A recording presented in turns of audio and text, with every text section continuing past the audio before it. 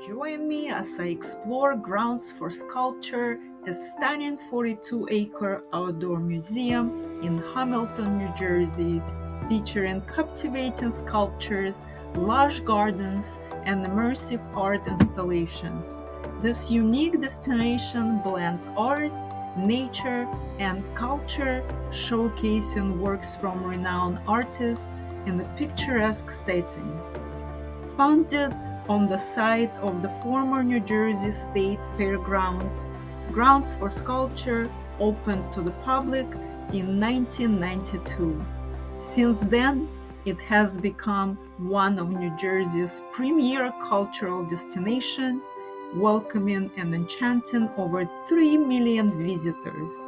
Established by artist and philanthropist Seward Johnson, this nonprofit organization presents and conserves an exceptional collection of contemporary sculptures, offers outstanding programming for all ages, and features rotating exhibitions in 6 indoor galleries.